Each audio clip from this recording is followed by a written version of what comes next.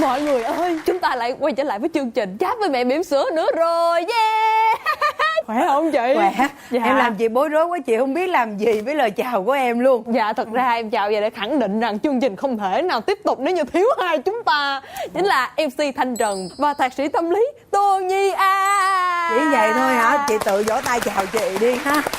Ngoài cái niềm vui chào đón chị em mình ra, còn niềm vui nào nữa không? Dạ, là được thêm một cái cơ hội cho chúng ta luôn luôn lắng nghe, luôn luôn thấu hiểu những bà mẹ bỉm sữa đã có những nỗi lòng tâm tư chất chứa ở trong lòng đó chị ơi. Rất là tò mò nhân vật ngày hôm nay là ai đúng không ạ? Nào vâng, xin mời.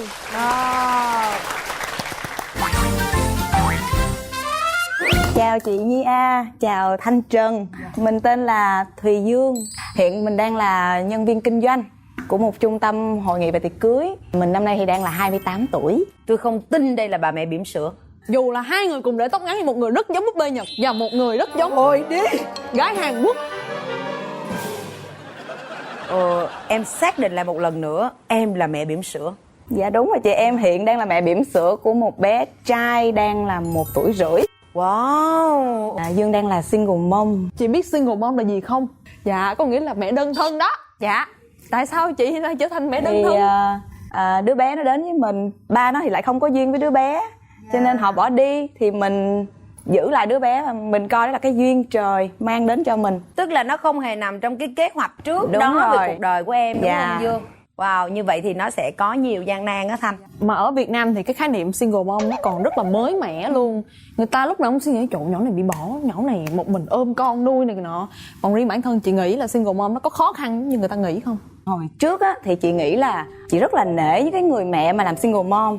Khi mà chị coi trên mạng, trên báo, mình coi trời ơi họ mạnh mẽ quá. Rồi đến một ngày mình được vô vị trí của họ thì mình mới trải qua được cái mà những cái người mẹ đang chịu giống như mình. Việc đầu tiên mà Dương trải qua đó chính là cái điều tiến của xã hội. Dương ra ngõ thì người ta vẫn nói mình là đàn bà không chồng có chữa thì sang. Nói mình như vậy đó, rất là đau lòng. Nhưng mà mình nói với họ, sao chú có thể dùng những cái lời nặng lời như vậy? Tại vì con của con đồng ý là con có nó và con sẽ sanh nó ra, con là người nuôi, chứ chẳng ai nuôi con giùm con. Cho nên chú dùng những lời nặng nề như vậy thì không đúng. Miệng lưỡi thiên hạ nó như con dao vậy đó. Nó chĩa thẳng vô người mình. Mặc dù mình nghĩ là xã hội phát triển rồi, nhưng mà với những cái số người có thể hiểu được cái chuyện đó, nó rất là ít. Lúc đó thai nhi của em bao nhiêu tháng? Lúc em biết được mình có em bé thì em bé đã được 3 tháng rồi. 3 tháng. Vấn đề xã hội tranh cãi về single mom chúng ta khó lòng có thể nói hết trong phạm vi ngày hôm nay. Nhưng nó là một cái điều mà buộc các bà mẹ lựa chọn, hoặc là thụ động hoặc là chủ động. Bởi vì nếu như chúng ta không kiên cường á, gọi là những cái dấu ấn tâm lý của bà mẹ trong thời điểm này nó ảnh hưởng một cách trực tiếp đến thai nhi. Điều đầu tiên đó là bạn sẽ cảm thấy bớt yêu đứa trẻ. Cái thứ hai đó là việc mà mình phải gồng lên để mạnh mẽ như Dương, nó đều không phải là những cái trường tâm lý tích cực đối với con. Những cái áp lực rất là lớn, và đặc biệt một điều đó là cái trải nghiệm thai kỳ của họ nó không hạnh phúc trọn vẹn, và nó ảnh hưởng phần nào đến cái sức khỏe tâm lý của đứa trẻ.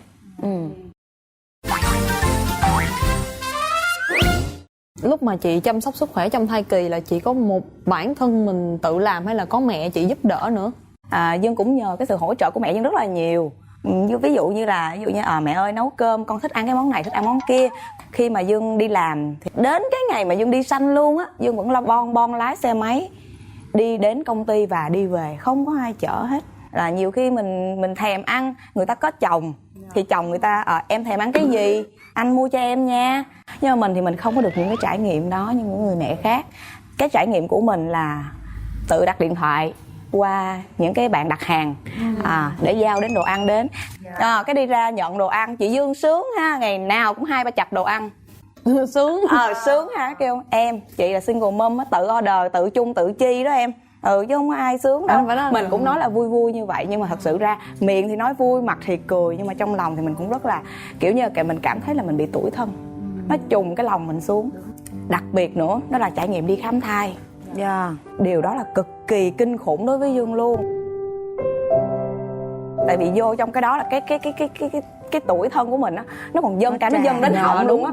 Là như chỉ muốn chật chào đó thôi, là bước vô tới bệnh viện là cái nước mắt mình nó tự nhiên nó muốn chảy, mình không có muốn làm gì hết. Bây giờ nhắc lại cũng đang muốn chảy nước mắt nè.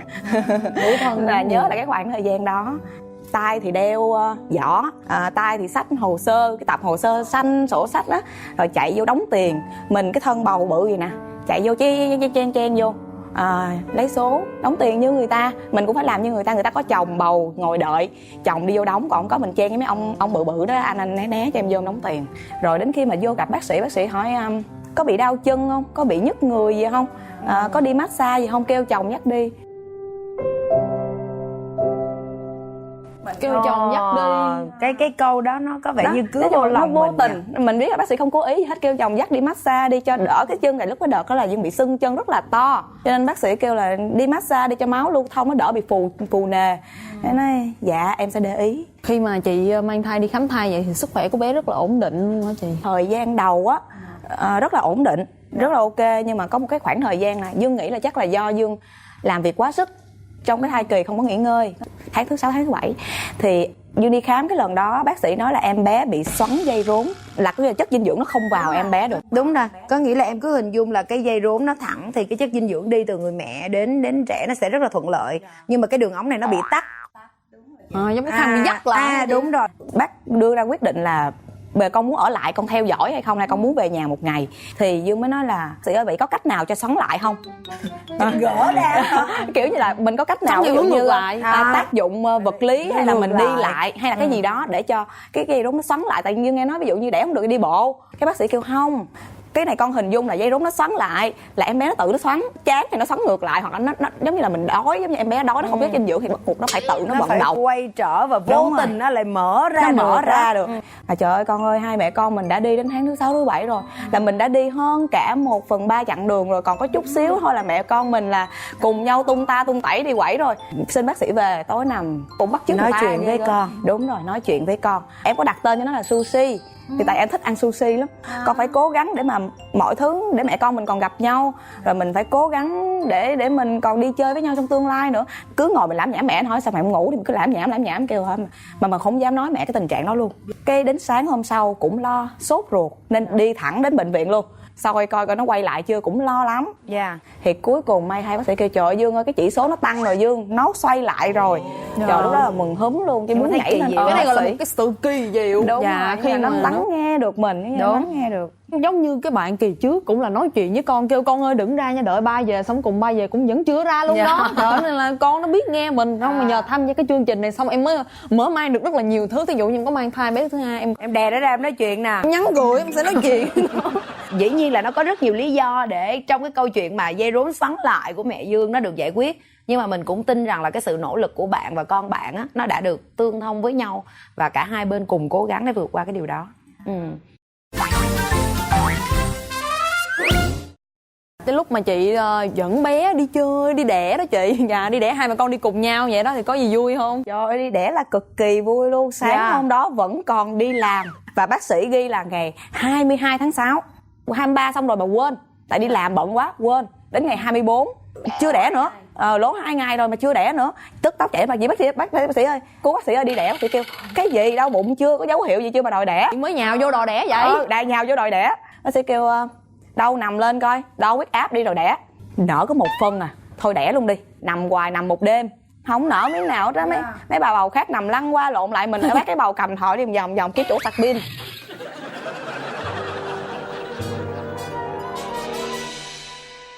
Đến nỗi mà mấy y tá chờ, đây là bà bầu đầu tiên em thấy là bà bầu có eo, tại cái bụng em lên trước vậy nè. Nhìn đằng sau nhìn tới là hoàn toàn không thấy, là nghĩ có bầu nhìn nghiêng mới thấy thôi. Thấy người ta nằm la liệt, nó trộn rên la thì thôi, mình cảm giác mình lúc đó làm sao chị? Mình thấy mắc cười với cái trời mình rên vậy không biết sao nữa. Chỉ có mình chị đi thôi hả, hay là có ai thêm mẹ đi theo? Mẹ chị đi về nhà lấy đồ rồi. Thì khi mà em đẩy vô trong phòng xanh đó vẫn chưa đẻ được luôn, nó cứ nằm như vậy hoài, đến nỗi mà mình phải lên cơn co giật luôn. Mà bác sĩ lúc đó đã tiêm cái mũi gây tê tủy sống vô người mình rồi, đã bấm ối ở dưới luôn rồi, nước chảy ra luôn rồi, là coi như là khô ối trong đó luôn rồi. Mà em bé lại lên cơn co giật, cái máy đo tim thai nó chạy tú nghe là báo hiệu nguy hiểm. Bác sĩ kêu chạy vô, chết rồi, ký giấy mổ, người nhà đâu, không có một ai hết, tại mẹ chưa vô. Dương ký được không, tỉnh táo. Dạ ký được bác sĩ, đưa giấy đây ký. Sự là đi biển một mình. Dạ đúng rồi. Vậy người ta nói là đàn ông đi biển có đôi, đàn bà đi biển mồ côi một mình. Câu đó em thấy đúng ơi là đúng với em, trường hợp đó luôn. Nó đúng với em mọi góc độ. Đúng rồi. Em mới nghe câu này luôn là sao chị? Đại loại như người ta ví cái việc đi sinh của người phụ nữ á, Là đi biển. đi biển một mình, cái cảm giác đau đẻ nè, hồi hộp nè, rồi chờ đợi con nè, mang thai con nè. Nhưng mà với Dương á thì là coi như là đúng một cách trọn vẹn, bởi vì chúng ta là đau một mình nhưng sẽ có những cái người khác chia sẻ, giúp đỡ vòng ngoài. Một mình chị vượt qua vậy thì cảm giác có buồn tủi thân gì không chị, có khóc Lúc đó không? không có nghĩ tủi thân đâu, tại lúc đó chỉ mong gặp con thôi. Thì cái hồi em bị cận, em đeo len, đến lúc đau đẻ vẫn còn đeo len, không tháo ra. Đến đi mổ bác sĩ nhìn vô mắt, đi mổ mà còn đeo len, rồi nhắm mắt lại luôn nha, đẻ. Rồi đó là câu cuối cùng nghe từ bác sĩ, đó là lúc là mình mê luôn. Bắt đầu là cái chuyện chăm bé trong bệnh viện đó chị. Đúng rồi. Dạ. Mẹ Dương thì cũng bận lắm, nhưng mà một phần lo Dương, phần phải là lo cho hai đứa em ở nhà nữa. Thì cái chuyện đầu tiên nó đến với Dương, sáng hôm đó bác sĩ gọi điện là người nhà bế em bé đi chích cái mũi tiêm phòng đầu tiên của bé. Cái chị giường kế bên có chồng theo, chồng bế em bé đi. Mẹ em chưa vô, bóc máy gọi điện thoại, mẹ gọi không được. Giờ sao ta, quyết định cuối cùng giờ con mình nằm kế bên chích ngừa, cố gắng mình nắm cái bậu cửa sổ mình ngồi dậy. Đau lắm, trời ơi, không thể nào mà thấu mấy chục ông trời ông sao luôn á. Cố gắng là nén cái cơn đau đó đi, tại vì cơ bản thì bác sĩ cũng cho uống thuốc giảm đau. Thiệt sự em chưa bế em bé luôn, đó là cái việc đầu tiên, em chưa bế em bé, em không biết bế thế nào. Thì cái chị kế bên chị đẻ trước 2 ngày 3 ngày gì đó rồi, chị mới bay chị bế em bé, chị kêu ngồi dậy đi, giờ chị đặt em bé vô lòng cho, dịnh đi từng bước. Lúc đó ra tới thang máy đông quá, đi thang bộ, dịnh cầu thang đi thang bộ, bế em bé xuống tới phòng chích ngừa chích. Lúc rồi lên tới là thở oxy luôn á chị, nằm thở oxy luôn, tại vì quá đau. Đến khi mẹ lên rồi mẹ kêu trời ơi, tao không tin là mày bế nó đi chích luôn, mày mới mổ hôm qua. Cái sự mạnh mẽ mà không phải ai cũng làm được, chẳng hạn giống như là em lúc mà em đẻ xong tới khoảng 2 ngày sau, họ trời ơi phải nói là 4-5 người lại đỡ em ngồi dậy, em dậy còn không nổi, em đau quá trời đau luôn, xong em đứng được một bước chân, nó trời giống như là đây là sự tập đi đầu đời của mình. Nhưng cái tôi có một cái sự sốc Đau phản dữ vệ lắm. khi tôi nghe cái câu chuyện bên đây, xong tôi bước qua đây có vài đất thôi. Không mà đau lắm chị. Dạ. Em mổ em tưởng đâu hai cái thân thể mình bị tách rời rồi, xong rồi bác sĩ nối lại cho mình vậy nè, xong cái mình đi mình tưởng đâu cái này nó rớt qua đây, cái này nó rớt qua đây á chị. Mà chỉ có thể là từ tối hôm qua mà sáng hôm nay dậy em nói trời chắc em, gặp em chắc em lết đi vậy nè. Dạ. Đó trời đất ơi. Chăm bé sau sinh sau này thì có gì khó khăn? Cái nỗi niềm của mình là cái việc mình không có sữa. Em bị đúng stress rồi. với lại thêm một cái nữa là cái đợt đó em sanh xong cái nó không ra sản dịch, nên bác sĩ mới kêu là cái này bị tắc sản dịch rồi nên phải phẫu thuật nạo tử cung.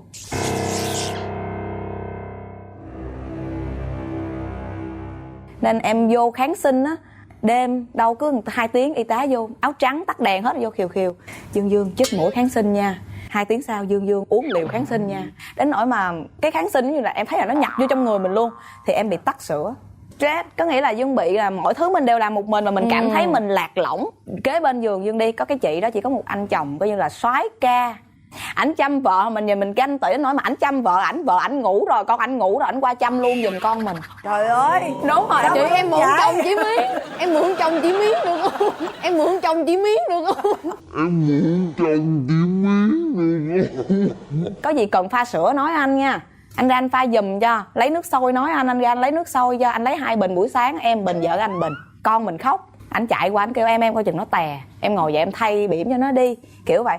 ôi tình người bỗng trở nên thấm đẫm trong cái câu chuyện này. Em nghĩ là trời ơi chị này sắt đá mà có gì đâu, trời ơi có sao đâu, chắc chị không buồn gì. Xong cái nghe kể stress, trời ơi bây giờ em đang Tại suy sao nghĩ stress? nếu là em chắc em chửi banh cái bệnh viện luôn. Trời ơi thằng chồng đau mà, trời ơi thằng chồng đau mà. Lúc đó là đau mà chút giận lên những người tạo ra cái điều này. Nhưng mà từ đó thì mới thấy là cái việc làm mẹ của Dương nó vĩ đại. Không có cái nỗi đau nào mà ghê gớm mà cái nỗi đau đẻ mổ bị ho. Đúng rồi. Dạ. Trời ho cái bung chỉ luôn á chị. Mỗi lần mà ai kể chuyện em cười mày nín đi, mày đừng kể nữa. Trời ơi, cười xong cái chỉ nó giật kìa nè chị, nó tách rồi em tưởng đâu em chào ruột, chào gan tim phèo phổi, Cái đó là chào em xuống tưởng vậy luôn. thôi. Thế thì sau đó những cái ngày mà mình ở nhà với con nhỏ thì sao? Dạ thì cái đó nó lên một cơn stress, lên một tầm cao mới. Em không biết cách bế em bé, mình không có sữa mà nó đói thì nó chỉ bú sữa bình thôi, thì mình cũng không biết khi nào nó buồn ngủ, khi nào nó đói, nó tức giận, rồi nó bị con gì chích, nó bị ngứa, mình không có biết, nó cứ khóc thôi, nó chỉ biết khóc để nó phản ứng lại những cái gì của cơ thể đang diễn ra. Thì em bị stress là trời ơi bú no rồi, bỉm sạch rồi, ướt đâu, không có con gì cắn hết, mà tại sao khóc hoài vậy? Mà em cũng bắt chước mấy bà mẹ kia ghê gớm lắm, cho con ngủ một mình, không ôm, để nó ngủ đi, tự ngủ, chứ bây giờ ôm nó ảm hơi rồi mốt sao đi làm. Sau này mới biết được là mình bế con lên, nó ngủ bên tay mình luôn, nó cần cái hơi ấm từ mình, nó cần mình. Cái đứa trẻ dưới 12 tháng, cái nhu cầu về mặt tâm lý của các con đó là giao lưu cảm xúc trực tiếp, đó là sự sờ chạm, đó là cảm giác an toàn mà đứa trẻ phải cảm nhận được bằng xúc giác của mình. Cho nên cái bế, cái ôm, cái vỗ lưng nhẹ nhẹ, cái vuốt ve của những người chăm sóc con trực tiếp, mà cụ thể đây là bà mẹ và ông bố, nó có một giá trị lớn, vô cùng lớn. Nó không chỉ đơn giản là dừng lại tiếng khóc. Ai thay ca chị chăm sóc, không lẽ một mình chị gồng gánh hết tất cả, một mình chị làm hết tất cả, không ai phụ chị luôn Không, hả? cũng có mẹ. Phần lớn thì vẫn cứ là mình thôi, không biết hát ru đâu nha. Mà mẹ ôm em bé thì mẹ hát ru, cái mình cũng bắt chước. Cứ ơi, ban đầu thì mình cứ người lạ ơi cho tôi mượn bờ vai, nó đâu có ngổ. Người lạ ơi xin cho tôi mượn bờ vai, tựa đầu gục ngã vì mỏi mệt quá. Không tin hát bài đó luôn á chị. Chỉ có bà ngoại là dí dầu cầu dán đóng đinh đóng dáng gì đó nó ngủ. Dí dầu cầu giang đóng đinh. Nó cũng học Thích đóng đóng vậy đó trời. bắt đầu cũng biết ơi, cũng biết cái cò mày đi ăn đêm này kia, thì bắt đầu nó cũng ngủ. Tự nhiên là mẹ cái mình thay đổi. Dạ. Mình chăm con vậy chị có gặp trầm cảm sau sinh hay là buồn bã hay là khóc lóc hay sao không? Khóc rất nhiều Thanh, nằm nhìn đứa bé là khóc. Mà con Dương nó có một cái thói quen nó rất là dễ thương, ngủ phải có tay vịn, thì Dương hay đưa cái ngón tay cho nó nắm. Dễ thương. Nhu cầu về sự an toàn đó em. Thì Dương hay chọc nó là Sushi ngủ phải có tay vịn mới ngủ nha. Lúc đó nhìn con, nhìn bàn tay con, và lúc đó mình rơi nước mắt. Mình chỉ ước là có một người bên cạnh mình có thể an ủi mình, chỉ cần một lời nói thôi là mình có thể cảm thấy an lòng. Khi mà chị vượt qua những cái điều đó, chị có cảm thấy là xung quanh mình những lời dị nghị, những lời điều tiếng, rồi con mình sau này con mình lớn lên chị sẽ phải đối mặt với nhiều chuyện khác nữa. Đó cũng là cái mình nghĩ. Mình nói là trời ơi, mai mốt lớn lên cái bạn bè nó đi học chỉ mặt nó ơi, thằng này không có cha, người ta kêu con không cha như nhà không nóc, kiểu vậy. Nhưng mà sau này Dương cũng đã chuẩn bị một câu chuyện để sẵn mốt kể nó nghe rồi. Hai mẹ con mình ra đường mặc áo mưa không bị ướt, chứ còn không con ở trong một cái nhà cái nóc lủng, hai mẹ con mình vẫn ướt. Trời ơi, nghe sâu sắc quá chị ơi. Rồi. Hết vụ đi biển tới vụ này, trời ơi, nhiều cái mở mang tầm mắt em ghê luôn á. Thực ra thì đây cũng là một câu chuyện đặc biệt của Chat với mẹ bỉm sữa từ đầu đến giờ, đúng không? Chị muốn hỏi em là người ta thì người ta sẽ nhắn với chồng, nếu như cần nhắn một lời gì đó với ai đó trong cái chương trình này, nhắn gửi tới em ai? sẽ nhắn ai? Em Và nhắn em đến nhắn mẹ cái gì? em. Nhắn với mẹ. Dạ. Cũng cảm ơn mẹ đã đồng hành với con trong suốt một cái khoảng thời gian này. Nếu mà không có mẹ thì thật sự là con không biết con phải làm gì nữa hết. Bây giờ khi mà con có con rồi thì con mới hiểu được cái nỗi lòng của mẹ và những cái nỗi lo toan của mẹ. Tự con cảm thấy con có lỗi khi mà con đưa ra những cái quyết định của cuộc đời mình mà không nghe lời mẹ. Con chỉ muốn nói một lời là con cảm ơn mẹ, vì mẹ đã luôn luôn đồng hành và không bao giờ trách con một cái gì hết.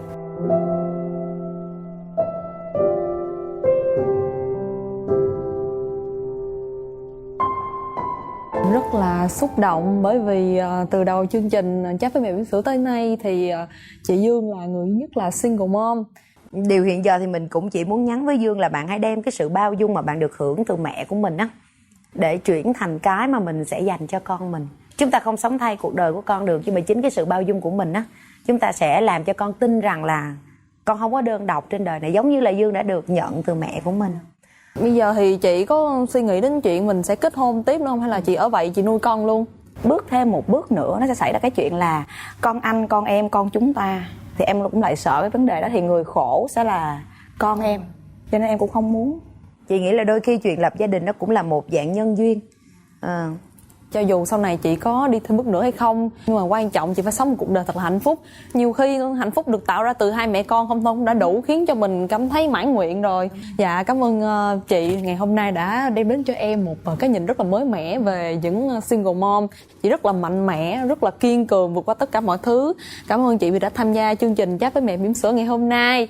Dạ, chúc cho chị và bé luôn luôn vui vẻ và hạnh phúc, luôn luôn có tràn ngập tiếng cười trong căn nhà nhỏ của mình nhé. Dạ, và chương trình Chat với mẹ bỉm sữa ngày hôm nay đã kết thúc rồi. Quý vị khán giả có thể đón xem chương trình vào lúc 15:20 thứ Bảy hàng tuần trên kênh HTV7. Và trong trường hợp quá bận rộn, chúng ta có thể xem lại chương trình trên kênh YouTube MCV Media hoặc tìm kiếm trên cổng thông tin Love TV. Xin chào và hẹn gặp